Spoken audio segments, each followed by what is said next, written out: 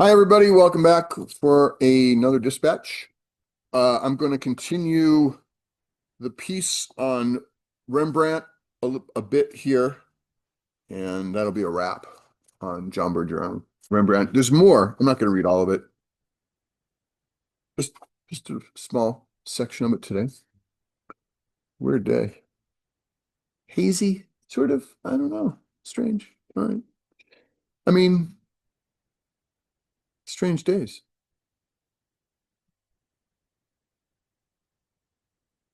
Okay.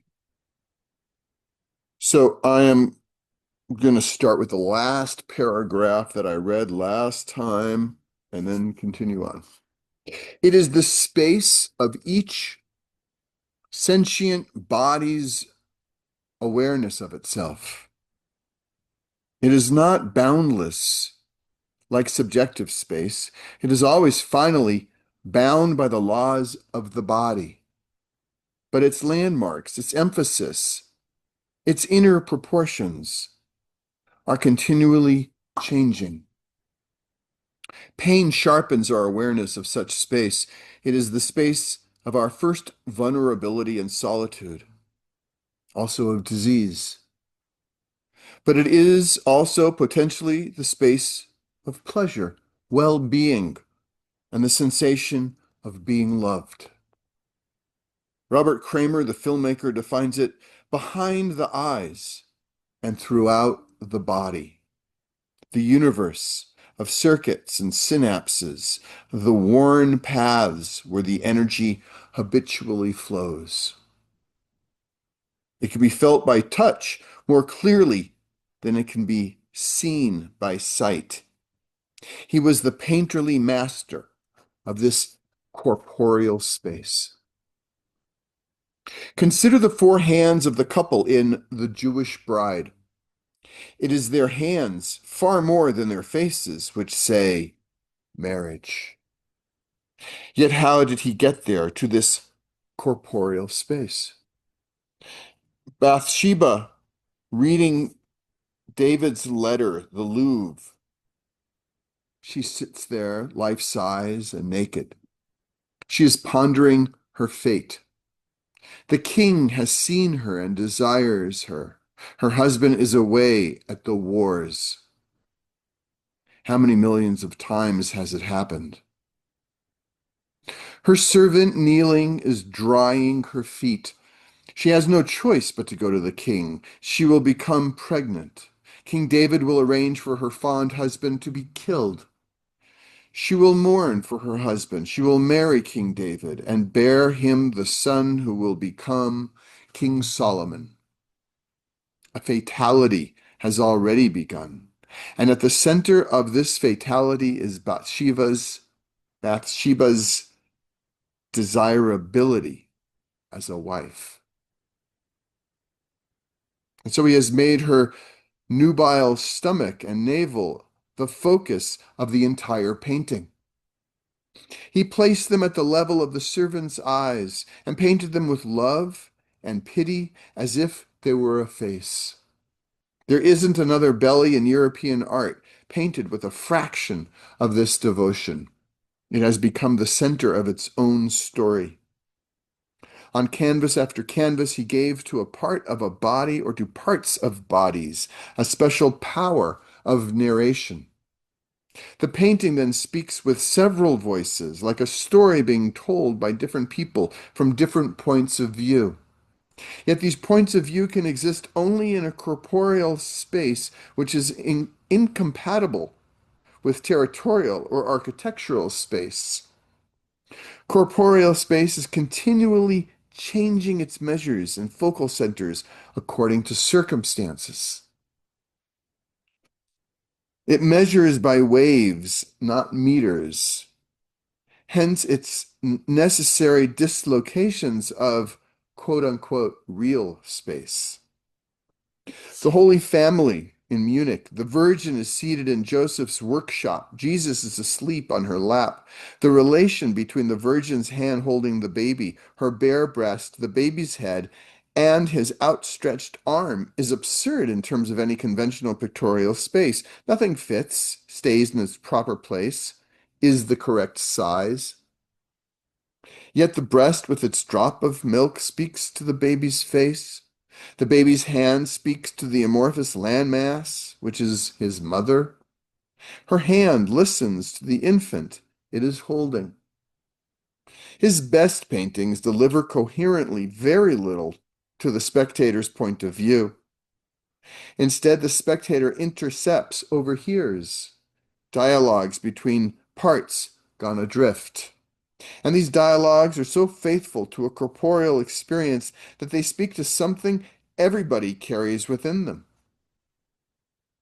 Before his art, the spectator's body remembers its own inner experience. Commentators have often remarked on the innerness of Rembrandt's images, yet they are the opposite of icons. They are carnal images. The flesh of the flayed ox is not an exception, but typical. If they reveal an innerness, it is that of the body, what lovers try to reach by caressing and by intercourse. In this context, the last word takes on both a more literal and more poetic meaning, coursing between. About half of his great masterpieces, portraits apart, depict the act or the preliminary act, the opening of the outstretched arms of an embrace.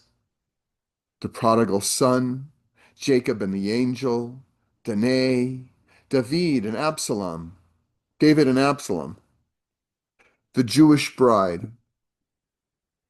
Nothing comparable is to be found in the oeuvre of any other painter.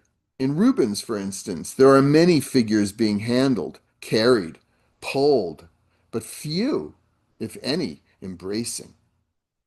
In nobody else's work does the embrace occupy this supreme and central position. Sometimes the embrace he paints is sexual, sometimes not. In the fusion between two bodies, not only desire can pass, but also pardon or faith. In his Jacob and the Angel in Berlin, we see all three, and they become inseparable. Public hospitals during the Middle Ages were called in France Hôtel Dieu, places where shelter and care were given in the name of God to the sick or dying. Beware of idealization. The Hôtel Dieu in Paris was so overcrowded during the plague that each bed was occupied by 3 people, one sick, one dying, and one dead. Yet the term Hôtel Dieu, interpreted differently, can help to explain him. The key to his vision, which had to dislocate classical space, was the New Testament. Quote, "Who lives in love lives in God, and God in him. We know that we live in him and he in us because he has given us of his Spirit." This is the first epistle of John, chapter 4. He in us. What the surgeons found in dissecting was one thing. What he was looking for was another. Hôtel Dieu may also mean a body in which God resides. In the ineffable, terrible late self-portraits, he was waiting as he gazed into his own face for God, knowing full well that God is invisible. When he painted freely those he loved or imagined or felt close to, he tried to enter their corporeal space as it existed at that precise moment. He tried to enter their Hôtel Dieu, and so to find an exit from the darkness. Before the small painting of A Woman Bathing, London, we are with her. Inside the shift she is holding up, not as voyeurs, not lecherous like the elders spying on Susanna. It is simply that we are led by the tenderness of his love to inhabit her body's space. For Rembrandt, the embrace was perhaps synonymous with the act of painting, and both were just this side of prayer.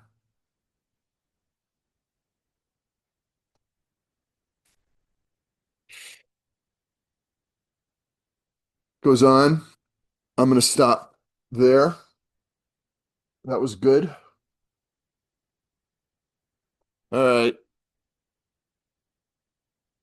Hang in there. Keep making stuff. I once did a copy of Rembrandt's Abraham binding Isaac, getting ready to sacrifice his son. And I experienced what Berger is describing. It was remarkable what the bodies were saying. The poses, the positions, the I was like, oh wow. And there's something in that. Inhabiting the body, our bodies,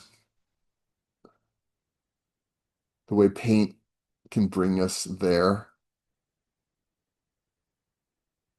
It feels important today. Another aspect.